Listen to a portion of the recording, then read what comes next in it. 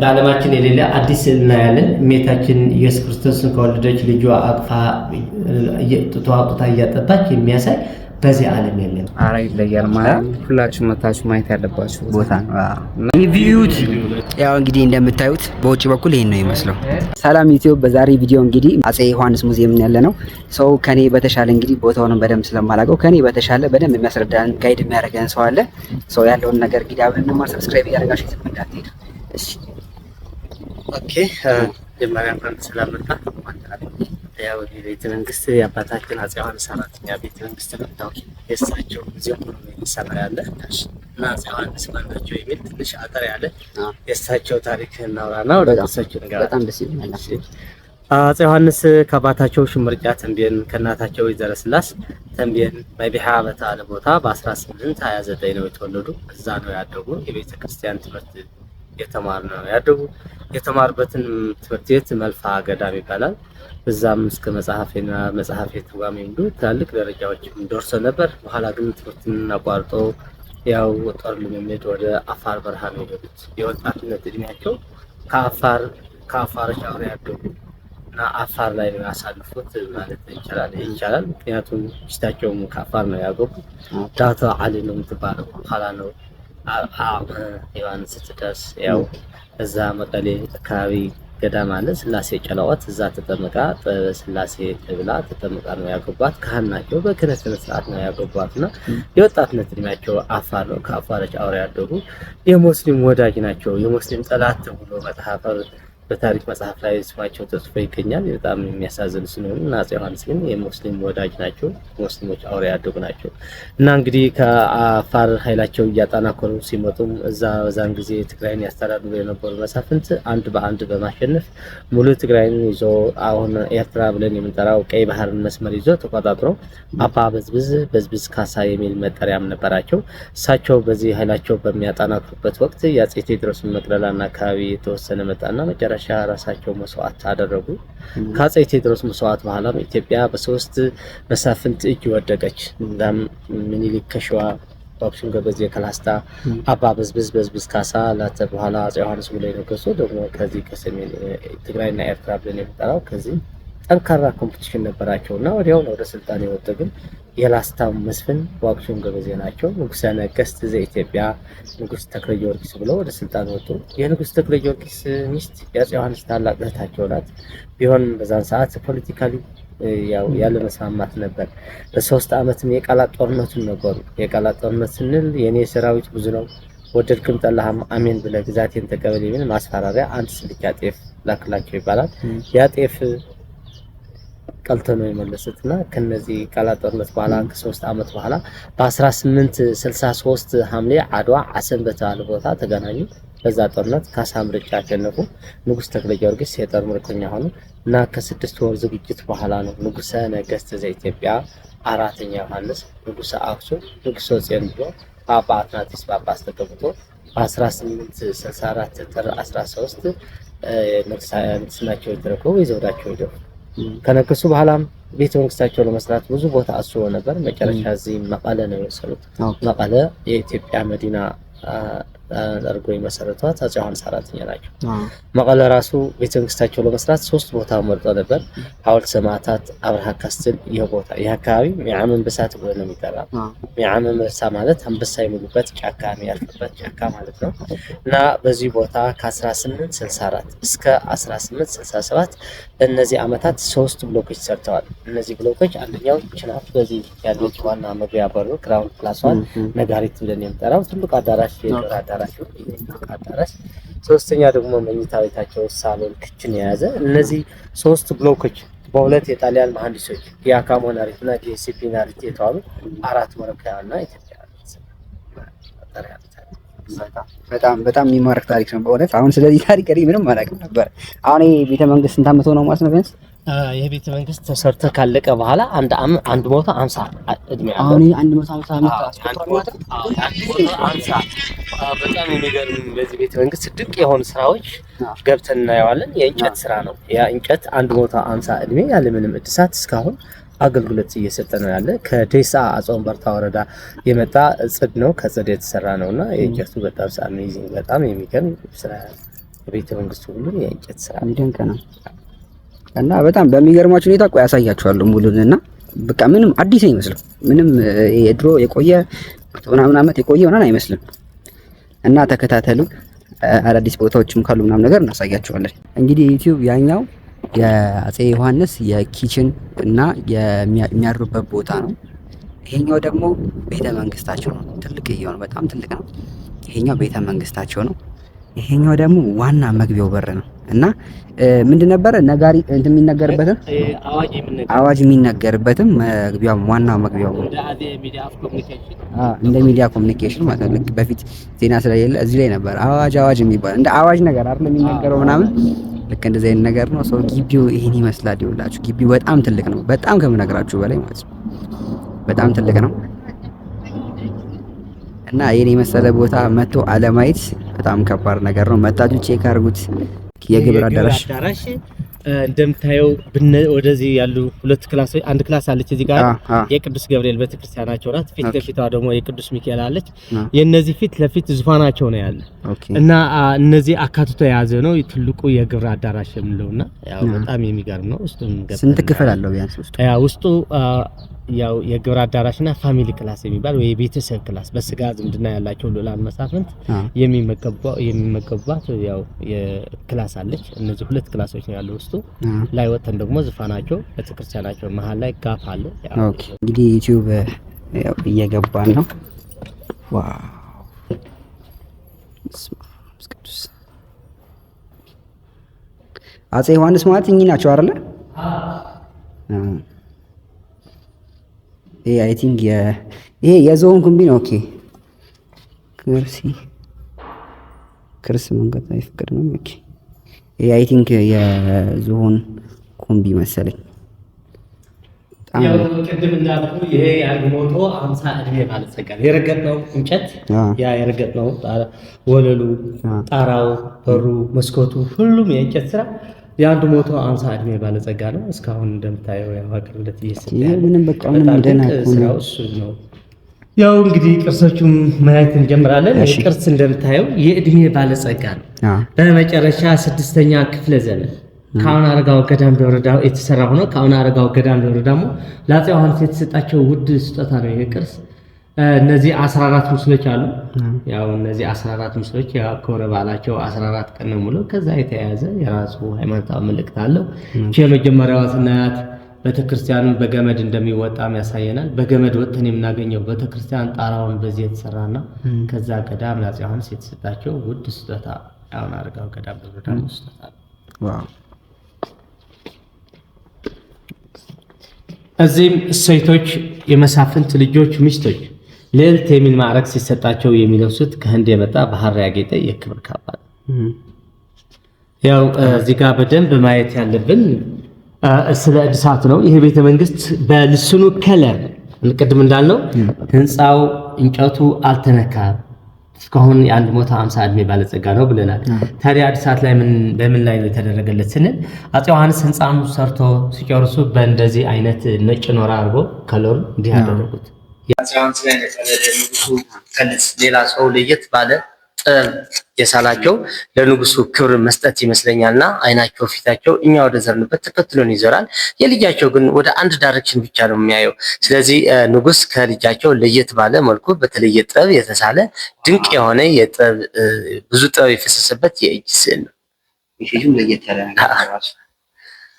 አርአያ ሥላሴ መጀመሪያ ልጃቸው ነው። የአርአያ ሥላሴ የልጅ ልጃቸው ራስ ጉግሳ የራስ ጉግሳ ወታደራዊ ልብሳቸው ከአንበሳ ቆዳና በእነዚህ ጌጣጌጦች ያጌጠ ይህም የክብር ካባቸው የራስ ጉግሳ ነው።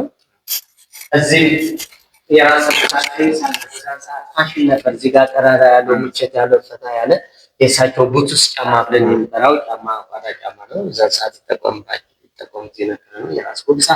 የራስ ጉግሳ ልጅ ደጃዝማች ኃይለ ሥላሴ የልጅ ልጃቸው 3ኛ ጀነሬሽን ለአፄ ዮሐንስ ማለት ነው። ደጃዝማች ኃይለ ሥላሴ ከባለቤታቸው ልዕልት ዘነበ ወርቅ ኃይለ ሥላሴ ይሄ ፖለቲካል መተሳሰር ነው። የሰርጋቸው ፎቶግራፍ ነው። የጃንሆይ ልጅ ናት። ያው ሳትወልድ ስለሞተች መሰለኝ ለስሟ ለመጠራት ተብሎ አዲስ አበባ አላርት ዘነበ ወርቅ መንደር አለ። ዘነበ ወርቅ ሆስፒታል ትምህርት ቤት በስሟ የተሰየማለ እና የጃንሆይ ልጅ ናት ልዕልት ዘነበ ወርቅ ኃይለ ሥላሴ ጃንሆይ ልጅ ናቸው። ይሄም ያው ከ3ኛ ጀነሬሽን አፄ ዮሐንስ ደጃዝማች ኃይለ ሥላሴ የሰጣቸው ፎቶግራፍ። ወደ ጦር ሜዳ ሲሄዱ ያለው ሲሄዳል ብለናል። ሲመለሱም በድል ከተመለሱ ያው ከአንበሳ ጎፈርና ቋራጭ ስራ በእነዚህ ጌጣጌጦች ያጌጠ የክብር ካባ። እነዚህ በአጠቃላይ ቁመህ ጠብቀኝ ይባላሉ። ቁመህ ጠብቀኝ ማለት አንዳንድ ጥይት ብቻ ነው የሚመስለው። በዛ ጥይት ጠላትን ተኩሰህ ከሳትከው ሁለተኛ ጥይት ታስገባ ቁመህ ካለ ጠበቀህ አታገኘውምና ለዚህ ነው እንግዲህ ጫጭር ምንሽር ጓንዲ ረጅሙ ሳቦ ይባላል። በምሽግ አስደግፈህ ትጠቀማለህ። ምሽግ ከሌለ ግን አንድ ሰው ትከሻው ሸከምና ሌላ በኋላ ነው ተኩሰው። ለዛ ነው ሳቦ ይተዋል። እንዴ ሳቦ ይተዋል። ሰማላ ሐረብ ረጅም ነው። ምሽግ ላይ ምሽግ አስደግፈህ ትጠቀማለህ። ምሽግ ከሌለ ግን አንድ ሰው ትከሻው ሸከምና ሌላ በኋላ ነው ተኩሰው። ያ ስለሚደክሙ አረ እባክህ ተኩስ አረ ሳቦ ስለሚለው ሳቦ የሚል መጠሪያ ተሰጠው። ያ ላይክ አዚዙ 23 ባሁን በዛም ትልቅ መሳሪያ ነው እና እነዚህ በአጠቃላይ ቁመህ ጠብቀኝ ማለት እድና አንድ ናት። በዛም ካልተጠቀምክባት ወይ ገላል ወይ ያመልጣል። ቆም ነበር በአላማ ነው የሚጠቀሙት። በሰላም ጊዜ በቅላቸው ቀስ ብላ ረጋ ብላ እንትን የክብር መግለጫ ናት። በጦርነት ጊዜ ደግሞ ፈረሳቸው ነው የሚጠቀሙት። የፈረሳቸው ካርጫም እዛ ጋለች። እቺ ከሰሜን ምዕራብ ትግራይ ሰለክለካ ከተባለ ቦታ የተገኘ የሻክላ ስራ ሆኖ ጠጅ እዚህ ጋር ሲሰራ እንዳሁን ድራፍት የሚቀዳበት መሽን በዚህ ነው የሚቀዳ። በ1950ዎቹ ለናይጄሪያ ተልኮ ለአርት ኤግዚቢሽን አንደኛ ደረጃ ይዞ ይወጣና የክብር ሽልማት ያስገኙ የሻክላ ስራ ነው። እነዚህ ሶፋዎች የእድሜ ባለጸጋዎች ናቸው። አፄ ዮሐንስ ሲጠቀምባቸው የነበሩ እግራቸው እንደምታያቸው ለየት ያለ መልክ አለው፣ ቅርጽ አለው። የእንጨቱ የእድሜ ባለጸጋ ነው። ናፖሊዮኒክ ስታይል ወይም ፍሬንች ስታይል ተብሎ የሚጠራሉ። አፄ ዮሐንስ ሲጠቀምባቸው የነበሩ ሶፋዎች ናቸው። እስቲ እንደምታያቸው የራስ ቦክሳ የበቅላቸው ፓርቻ ሙሉ ጌጣጌጥ አለ።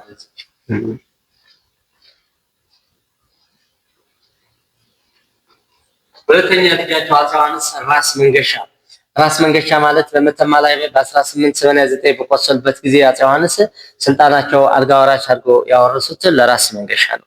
የራስ መንገሻ ልጅ ደግሞ ልዑል ራስ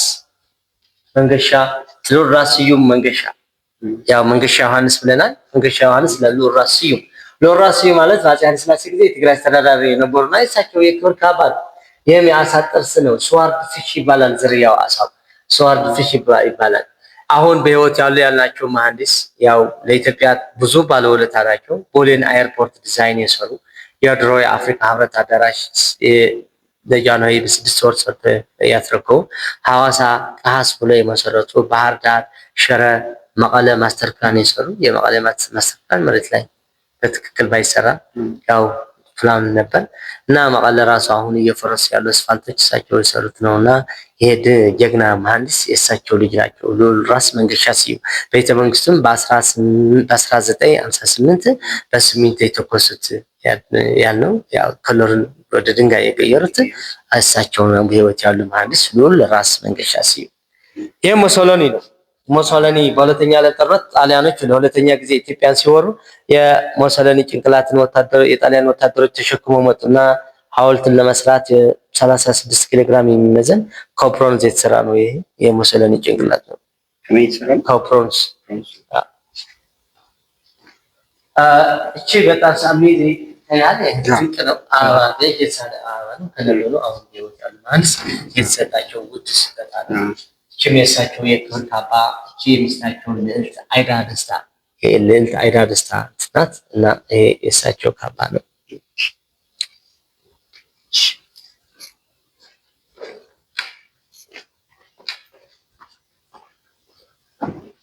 ኦኬ ይሄም የመሳፍንት አልጋ ነው። የአፄ ዮሐንስ መኝታ ቤታቸው እናገኘዋለን። አፄ ዮሐንስ ዲፕሎማት ናቸው ስንል ያው እነዚህ ማስረጃዎችም አሉ። ይታያል። እነዚህ ሁለቱ ጋርዶች ናቸው። ኋላ ያሉ ሁለት ጋርዶች ናቸው። ንጉሱም መሃል ቁጭ ብለዋል። ፊት ለፊታቸው ያለ አስተርጓሚ ነው። እነዚህ አራት ደግሞ የአውሮፓ ልኡካን ናቸው። ስለዚህ አውሮፓውን ፈረንጆች ወይ የአውሮፓ ልኡካን መልእክተኞች ንጉስ ወይ ብለው ንጉሱን ሰላም እያሉ የሚያሳየን ያው ፎቶግራፍ ነው። የተነሱበት ፎቶግራፍ እዚች ካፕሽን ውስጥ ሆና በጀርባቸው ያለ እንደምታየው የዝፋናቸው ማዋጫጫ ደረጃ ነው። ይሄ ደረጃ አሜዚንግ አንድ ቦታ 50 እድሜ ያለ ምንም ደጋፊ እስካሁን አገልግሎት እየሰጠ ያለ ከእንጨት ያው ከጽድ የተሰራ ደረጃ ነው። ደረጃ የዚህ ምንድነው ጌጣጌጥ የቤት ጌጣጌጥ እነዚህ የቤት ጌጣጌጦች ናቸው። እሺ እዚህ ጋር የምታዩትም የቤት እቃዎች ናቸው። የንግስት ቪክቶሪያ ስጦታ ናቸው። ለተለያየ አገልግሎት ይጠቀምባቸው የነበሩ የንግስት ቪክቶሪያ ስጦታ ከውድ ማዕድን የተሰሩ የንግስት ቪክቶሪያ ነው። ያው እነዚህ መሶቦች በዛን ሰዓት የምግብ ስነ ስርዓት ይደረግላቸው ስለነበር ያው እሱን በዛን ሰዓት አገልግሎት እየሰጡ የነበሩ መሶቦች ናቸው። እዚች ላይክ ባላባት ከበሬ የክብር እንግዳ ሲመጣ የሚቀመጥባት ወንበር ናት። በጣም የምትገርም ናት። ባይዞ እዚህ ጋር ከበሬ ቀንድ ስራ በቆዳ የተለበጠ አለ። ይሄ ጠጁ እዚህ ጋር ይቀመጣል። ያው ጠጁን እንዲህ ቀርቶ ይጠጣሉ። ቁጭ ያው ኮምፖስ እንዳይል እዚህ ጋር ተቀምጣለች። በዚህ ደግሞ ማስደገፊያ ያለው ምግብ ቢመላ እጃቸው ደግሞ ፍሪ ነው፣ ነፃ ነው። ፈልሰስ ብሎ ደገፍ ብሎ የሚበልበት ለክብር እንግዳ ማስቀመጫ ወንበር ናት። እነዚህ የትግራይ ባህላዊና ስታይል በቤተክርስቲያን ስነ ስርዓት የሚለበሱ ልብሶች ናቸው። ይህም ከቆዳ የተሰራ ጫማ ነው። ደንበዣና ፋሽኮ ይባላል። ደንበዣና ፋሽኮ ደንበዣና ፋሽኮ ማለት ከጣሊያን ዋይን ይዞ ይመጣ ነበር። ወደ ኢትዮጵያ ሲመጣ የኢትዮጵያ ሉላን መሳፍንት ለጠጅ መስሪያ ይጠቀሙበታል። እነዚህ የሙዚቃ መሳሪያዎች የኢትዮጵያ ሙዚቃ መሳሪያዎች ናቸው። ያ ዋሽንት አለች፣ በገና፣ ክራር፣ ማሲንቆ ይኸውላችሁ ጋይስ ልክ እንደዚህ ቀጥታ ስቴዲዮ ምንም የሌለ ነው ይመስለው አይደል? ያ መውጫ ደረጃ አለው። የሚስጥር ጠባቂዎች የሚወጡበት መውጫ ነው። ቪዩት ያው እንግዲህ እንደምታዩት በውጭ በኩል ይሄን ነው ይመስለው። እንዴት እንደሚያምር እዩት! እንዴት እንደሚያምር ውጭው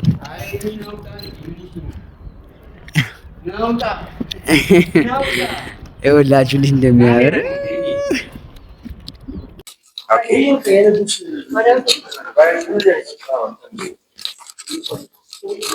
እንግዲህ ወደዚህ ያለው ፓርት ወደ ቤተክርስቲያን የሚያስኬደው ወደ ቤተክርስቲያን ሁለት ቤተክርስቲያን አለ፣ ቅዱስ ገብርኤል እና ቅዱስ ሚካኤል የሚባል ማለት ነው።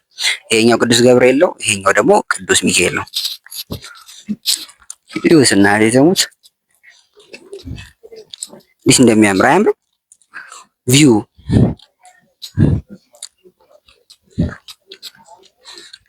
እንዳስረዳችሁ ትፈልጋላችሁ? ቤተክርስቲያን ነው ባይዘው ያለ ላስረዳችሁ ይላል። ይሄ ቅዱስ ገብርኤል ቤተክርስቲያን ይባላል። ቅዱስ ገብርኤል ቤተክርስቲያን ይሄኛው ማለት ነው። ይሄኛው ደግሞ ቅዱስ ሚካኤል ነው። ታቦት ነበረው ሁላ በፊት ማርያም፣ ሁለቱም ይለያያል። አያምርም? ሰንሲቱ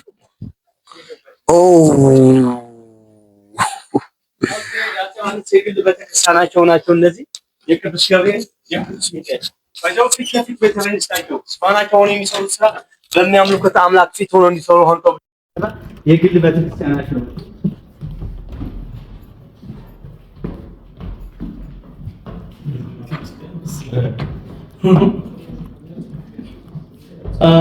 የቅዱስ ገብርኤል ቤተክርስቲያናቸው ነው። ያው የቤተክርስቲያኑ ንዋየ ቅዱሳት መጽሐፍት የሚቀመጥበት ሸልፍ ዳዊት አለች፣ ጸናጽል፣ በገናዎች አሉ። ከአንድ ድንጋይ ተቀርጾ የተሰራ ኢየሱስ ክርስቶስ ምስል አለ። እንግዲህ ይሄ በዓለማችን የሌለ አዲስ ስዕል እናያለን። እመቤታችን ኢየሱስ ክርስቶስን ከወለደች ልጇ አቅፋ ጡቷ አውጥታ እያጠባች የሚያሳይ በዚህ ዓለም የለም። ይሄ ያ ጠቢብ ሰዓሊ በራሱ ጥበብ ተጠቅሞ በራሱ ሀሳብ ተጠቅሞ ያ በታሪክ ያለ ሰብአ ሰገል የሚባል ታሪክ በስዕል ቀይሮ ያስቀመጠልን ታዩት። ክራር፣ በገናዎች፣ ዳይቶች፣ እዚህ ጋር ደግሞ የተለያዩ ንዋየ ቅድሳት መጽሐፍቶች የሚቀመጡበት ቦታ እና እዛ ጋር እንደምታዩት ደግሞ መስቀል አለ። ያ መስቀል ምንድን ነበረ? ጮማ ተራራ መስቀል ነው ያለ። ጮማ ተራራ መስቀል አለ እዛ ጋር። እሺ ወደዚህ ቤተክርስቲያችን ያለች ደግሞ የቅዱስ ሚካኤል ቤተክርስቲያን መስጊዷ ናት። መስጊዷ እስቲ እቺ መስጊድ 04 ትባላለች። 04 ማለት ናት። 04 ትባላለች። ያው በአፄ ዮሐንስ ጊዜ የቤተ መንግስት ሲሰሩ ያ መስጊድን ሰርቶ ሙስሊሞች ከግጀት አጉላ አፋር ከተለያዩ ቦታዎች ሰው እዛ የራሳቸው እርሻ መሬት ሰጥቶ ፊት ለፊት ቤተ መንግስታቸው ያኖሩበት አፄ ዮሐንስ ጊዜ በአፄ ዮሐንስ ጊዜ የተሰራ የመጀመሪያ መስጊድ ነው። መልካም በስማ እንዴት እንደሚያምር ሚካኤል እንትን ነው። ኦኬ እንደ ቤተክርስቲያንነት እንደ መርሃት ነበር። በቅርብ ጊዜ ነው ታውቆ ይወጣ። እዚህ ጋር ስንመጣ ያው ታቦት ነበር። ከወረደ የተሰራ መስቀል ነው። እነዚህ መስቀሎች በዛ ጊዜ ተቀባቸው የነበሩ መስቀሎች ናቸው። እቺም ዝፋናቸው ያናት አጥራኔስ አለች አይደል መጽሐፋቸው ማስደገፊያ ከእንጨት ተቀባይ ስራ የምንበረታው ምስል ፊት ለፊታችን ያለች ማዓቅ ልፋፌ ጽድቅ ትባላለች። ልፋፌ ጽድቅ ማለት በጊዜ ጻፈ ድጋም ነው። ህፃን ልጅ የሚያስደነግጥ በሽታ ከያዘው አንገት ላይ ምሰሶ ላይ ወይ ደግሞ ትራስ ላይ እንዲህ እንዲያደርግና ለክታም የሚያገለግለው ልፋፌ ጽድቅ ይባላል። ከኢትዮጵያ ነገስታቶች ትልቁ ዙፋን የሚባለው የአፄ ዮሐንስ አራተኛ ዙፋን ነው። ይህ ዙፋን በጊያካሞ ናሪቲ የተባለ ጣሊያናዊ መሐንዲስ የተሰራ የንጉስ ሰሎሞን ዙፋን አስመስሎ ነው የሰራላቸው። ያቺ ዘውድ ከአንድ እንጨት የተሰራች ናት። እነዚህ ሁለት ጦሮች አሉ። ንግስናቸው በወታደራዊ ኃይል እንደሚጠበቅ ያሳየናል።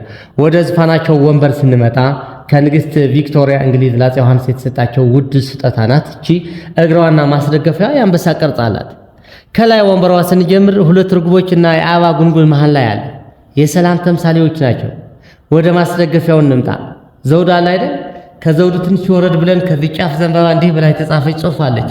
ንጉሠ ነገሥት ዮሐንስ ንጉሠ ጽዮን ዘኢትዮጵያ የሚል መሃል ላይ ደግሞ ሁለት እንግሊዝኛ ፊደሎች ናቸው። የእሳቸው ስም ነው። መጀመሪያ እንዲህ አድርገህ ካፒታል አር ጻፍና መሃል ላይ እንዲህ ስንሰነጥቃት ወዲህ ከይ ትፈጥራለች። አር ከይ ማለት ሮያል ካሳ። እሳቸው ከመንገሳቸው በፊት ካሳ ነበር ስማቸው። መስፍን ካሳ የሚል ትርጉም አለው። በዚህ በዙፋናቸው ወንበር ሆኖ ፍርድ ይሰጡ ነበር፣ እንግዳ ይቀበሉ ነበር፣ አዋጅ ወይም ትእዛዝ የሚያስተላልፉ ነበር። እነዚህ ሁለት ወንበሮች ደግሞ ለንጉሱ አማካሪዎች ጸሐፊ ትእዛዝ የሚቀመጥበት ወንበሮች ናቸው። እንግዲህ ከ150 በፊት በጣም የሚገርም በር የሚመስል ነገር አለ። ይሄ በር አይደለም፣ ዶክመንታቸውና ፋይላቸው ማስቀመጫ ሸልፍ። ያው እንጨት ስራ በጣም ድንቅ ነው። ያን ዲሃሉ ዶክመንታቸውና ፋይላቸው ማስቀመጥበት እዚህ ዙፋናቸው ላይ ሲቀመጡ የሚለብሱት የዙፋናቸው የክብር ካባ ነው። ከመንገሳቸው በፊት ሁለት ማህተም ተጠቅመዋል። ደጃዝማች ካሳ ርዕሰ መኳንንት ኦፍ ኢትዮጵያ ይላል። ከነገሱ በኋላ እነዚህ 5 ማህተሞች አሉ። ለምንድን ነው ማህተማቸው የበዛ? የሆነ ነገር ሲያጋጥማቸው ማህተማቸው እየቀየሩ ይጠቆም ነበር። ለምሳሌ እቺ ንያት መሃል ላይ መስቀል አላት። እዚህ ጋር መስቀል አላት። መስቀል አላት። ጊዜው ስዊዝ ካናል ከተከፈተ በኋላ ያ ስዊዝ ካናል ሲከፈት ግብጽ ከማንም በላይ ለአውሮፓ አስፈላጊ ነበረች። በተለይ ፈረንሳይና እንግሊዝ በጣም ይፈልጓት ነበርና $1 ሚሊዮን ለግብጽ ንጉስ ከዲቭ ኢስማኤል ሰጡት። ከዲቭ ኢስማኤል ትክሬት ግሬት ኢጂፕሽያንስ ኢን ኖርዝ ኢስት ፓርት ኦፍ አፍሪካ ብሎ የአባይን ተፋሰስን መውረር ጀመረ። ሲመጣ ወደ ኢትዮጵያ ደግሞ ቤተክርስቲያንና ገዳምን እያቃጠለ ነበር። አፄ ዮሐንስ በሰላም መፍታት ፈለጉ። አማራጭ አጡ፣ ወደ ጦርነት ገቡ። ስለዚህ በ1875-76 በጉንደትና ጉራዕ ጦርነት 2 ደማቅ ድል አገኙ። እነዚህ ድሎች ለኢትዮጵያ ትልቅ ባለውለታዎች ናቸው። አውሮፓውያን እስከ አድዋ ጦርነት ኢትዮጵያን ያው በሩቅ እንዲያዩት ያደረገ እጅና እግራቸው ሰውሶ እንዲቀመጡ ያደረገ የአፄ ዮሐንስ አራተኛ መስዋዕት ነው። በጉንደት ጉራዕ፣ ዶጋሊ እነዚህ እንኳን ታላቅ ጦርነቶች ብናይ ያው አውሮፓውያን በእነዚህ ፈርቶ ነው እንግዲህ ያው ኢትዮጵያን ሳይወሯት እስከዛ የቆዩና እና እንግዲህ ከጉንደትና ጉራዕ ጦርነት በኋላ የተጠቆሙት ማህተም ምን ይላል? ኪንግ ኦፍ ኪንግስ ዮሐንስ ኪንግ ኦፍ ጽዮን ኢን ኢትዮጵያ ዘ ክሮስ ዛት ኢንዲኬትስ ዘ ሚሊተሪ አርማ ኦፍ ኢምፐረር ዮሐንስ ፎርስ ሃዝ ዲፊትድ ዘ ትሪፕ ኦፍ ሽማይል። ዘመናዊ የአፄ ዮሐንስ ሽንት ቤት እና ሽንት ቤቱ በደንብ እዩት። ከ150 በፊት እንደዚህ አይነት ዘመናዊ ሽንት ቤት ይጠቀሙ ነበር።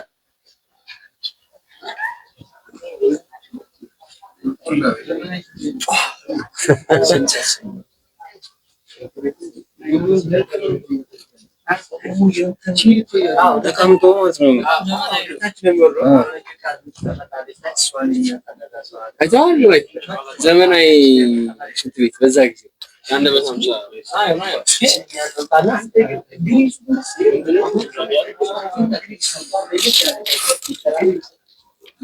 ይሄ እንግዲህ መኝታ ክፍላቸውና ኪችናቸው ያለበት ክፍል ነው። እቺ ያለችው ኪችን አለች። ኦኬ የተለያየ ማሰሮች አሉ። ይሄ ኪችን ነው እንግዲህ እንደምታዩት። እዚህ ጋር ስቲል አፋሮች ይጠቀሙበታል። ከሰዓር ትባላለች። ሰዓር ማለት ከፍየል ቆዳ የሚሰራ ውሃ እንዳይሞቅ ውሃ መያዣ ነው። ውሃ እንዳይሞቅ ያደርጋል። የልጅ ማዘሪያ አለ፣ ማራገሪያ መሳፍንት ሲኖርባቸው ሙሽሪት ዴኮሬሽን ነው የምትይዝባት። ከአንድ እንጨት ተፈልፍሎ የተሰራ በቆዳ የተለበጠ ለማብኪያ ይጠቀሙት ነበር። እነዚህ የቤት እቃዎች በሙሉ ለተለያየ አገልግሎት ይጠቀምባቸው የነበሩ በዛ ሰዓት ነው። ያው የተወሰኑ ለየት ያሉ ነገሮች እናያለን። እዚች እንደ ፍሪጅ ውሃን እንዲቀዘቅዝ ታደርጋለች፣ በቆዳ የተሰራች ናት። ይሄ ጥበብ ግን እኛ እስካሁን ያልተጠቀምንበት ልንጠቀመው የሚገባ የሸክላ ስራ ነው። በአንዴ 2 ወጥ ማስራት ያስችላል። በዚህ አልጫ፣ በዚህ ቀይ ወጥ፣ በዚህ ስልስ፣ በዚህ ሽሮ ባይዘወይ ጊዜ ቆጣቢ፣ ኃይል ቆጣቢ ይሄን ቴክኖሎጂ ተጠቀሙ ነበር። ተብሎ የሚጠራ ነው። ከቆዳ የሚሰራ ነው። ከበሬ ቆዳ የኩናማ ብሔረሰብ አለባበስ ስታይል። እዚህም ገበጣለች። ያለንበት የአፄ ዮሐንስ መኝታ ክላሳቸው ነው። አልጋቸው እንደምታዩ ከፍ ያለ ነው። ከፍ ያለበት ምክንያት ንጉስ ከእግዚአብሔር በታች ከሰዎች በላይ ነው እና በመሳልም ነው ወደ ላይ የሚወጡ። በጣም የሚገርም ትራሳቸው ነው። ትራሳቸው ሂደ የአንበሳ ፀጉር ነው። ዋው! ይሄ የአንበሳ ፀጉር ነው። እሺ ቁልፍ ናት። ሞራ ሲደረግ ተቋዳው በቀላሉ መፈታትና መገጣጠም የሚችል ወደ ጦር ሜዳ ሲሄድ ይዘት ይሄድ ነበር። 17 የስልጣን ዘመናቸው ከግብጽ፣ ሱዳን፣ ጣሊያን እየተዋጉ ያለምንም እረፍት ዳር ደንበር ሀገራቸው ቀይ ባህርን ለመጠበቅ ውድ ህይወታቸው የከፈላቸው አፄ ዮሐንስ አራተኛ እና ብቻቸው ይተኙበት እንደነበር ያሳየናል። ወደ ስልጣን ሲወጡ ብቻቸው ሞተች። ካህን ነበሩ። ክህነት ያላፈርስም ብሎ በምንኩስና ጊዜ የንጉሱን ሞሎክሴ ተብሎ ነው የሚታወቁት። ሞሎክሴ ነው ያሳለፉት። ቆሎ በልቶ በጾም በጸሎት ነው የጨረሱት። መተማ ላይ አንገታቸው የተቆረጠ ደማቸው የፈሰሰ ውሃ ፈልቃ እስካሁን ጸበል መድኃኒቱን እያገለገለች ነው ያለች። መቼም መተማ ዮሐንስ ታሪካቸው ሰፋ ያለ ታወቀና ታሪክ አይናቸው ፊታቸው ወደኛ ያየ ነው። ወደዛ ስትሄድ ደግሞ ፊታቸው አንተ ጋር ይከተላል። አይናቸው ግን ወደኔ ብቻ ነው። አይናቸው አይንቀሳቀስ፣ ፊታቸው ብቻ ነው የሚዘረው። ለምን እንደተጠቀሙ ጠቢብ ሳል ባናውቅም እንደዚህ አይነት ለየት ያለ ተጠቅሞ የሳላቸው ደግሞ የሚባል አሰራር እንደዚህ አይነት ስታይል አሰራር ነው ያለው። ቪጋ ስንመጣ መሐመድ ራቲብ ይላል፣ የግብጽ ኮማንደር ነው። እሱ ነው ደብዳቤ ጻፋላቸው። መጀመሪያ ዮሐንስ ግብረ መልስ ሰጡት። ያው እኔም ሰራዊቴም ሁሉም እግዚአብሔር ይመስገን ካሉ በኋላ ደብዳቤው እስካሁን መዘገይቱ እኔ ወደ ገስኪቼ ሲመጣ አስተርጓሚ አድዋ ቀርቶ ያ ተገልጦ እስከሚመጣ ነው። የደብዳቤው ቃል መልካም ነው። ምላሹ አለመስደዴ ግን ወደ እስማኤል ባሻ ማለት የግብጽ ንጉስ ነው። ወደ እሱ የሰደድኩትን ደብዳቤ እስካሁን መልስ አልመጣብኝም። የንጉስን መልስ አልሰማ ለአንተ መልስ መስጠት ተገቢ አይደለም ብዬ ነው። ይሄ ማለት እኔ ከንጉስ ነው እንጂ ከተራ ወታደር አይደለም የሚጻጻፈው። ወይም ሐሳቡን እንኳን ጥሩ ቢሆን መልስ የሚሰጥ የንጉስን መልስ ሲሰማ ብቻ ነው። ሪትን on the camp of ደንበዛ ይላል እና ደንበዛ ጦር ካምፕ ኤርትራ ነው ስቲል በዛ ነው የጻፉት። በጽኔ ታየሽው ግን አያምርም? ኧረ ይለያል ማለት ሁላችሁም መታችሁ ማየት ያለባችሁ ቦታ ነው እና ምን አሳያችሁ እስኪ በእናትህ አሳያችሁ ነው የማይውል ሰንሲት ትላለ እዚህ ጋር ማየት ማመን በጣም የሚያምር ቦታ ነው። እንዳያችሁት የራሳቸው ቤተክርስቲያን ያላቸው ሰው ናቸው። ብቻ በጣም ታሪኩ በጣም ብዙ ነው። ሙሉ ቪዲዮ ስላለላችሁ በደንብ ታዩታላችሁ። ግን እስከዛ ግን ሰብስክራይብ ያደርጋችሁ እንደዚህ ሰብስክራይብ አድርጉ ጋይስ። ለምን እንደዚህ ታውቃላችሁ? እርግብ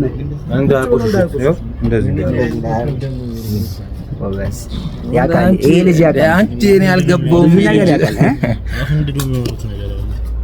እንዲህ ወይ ወጋት አረዋት ወጋት ነው ወጋት ነው። በዚህ ሰዓትም ያቆጣል። ለምን ደውታል ሶ ማለት ማይክ እንደ ደረጃ ነገር አለች እንደዛ ጋለየው ወደዛ ነው ህዝብ ዛሬ ተሰበሰብነው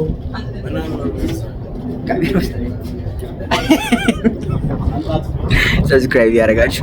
እንግዲህ ዩቲዩብ የዛሬ ቪዲዮ ይመስል ነበረ። የአፄ ዮሐንስ አራተኛ መኖሪያ ቤታቸውን ቤተ መንግስታቸውን፣ ኪሽናቸውን፣ የሚያድሩበትን ቦታ ሁሉም ነገር ነው ያየነው። እንግዲህ ልጁም እንዳስረዳ እንዳያችሁት በጣም ብዙ ትምህርት ወስዳችሁበታል ብዬ አስባለሁ። እኔም በጣም ብዙ ትምህርት የወሰድኩበት። እናንተም እንደዚህ አዳዲስ ቦታ ምናምን ነገር ሲሄዱ እንደዚህ ታሪካዊ ቦታዎች ማየት በጣም አሪፍ ነው። እውነት እኔ እንደዚህ አይነት ነገሮች ብዙም አልነበርኩም፣ ግን በጣም ኢንተረስቲንግ የሚያደርግ ነገር በጣም ብዙ ትምህርት የምንወስድበት ነገር ነውና እናንተም መቀሌ ከመጣችሁ ይሁት ብዬ እመክራችኋለሁ። እንግዲህ በሌላ የመቀሌ ቪዲዮ እስከምንገናኝ እንግዲህ እስከዛ ድረስ ሰብስክራይብ እያደረጋችሁ ይመቻችሁ። ቻው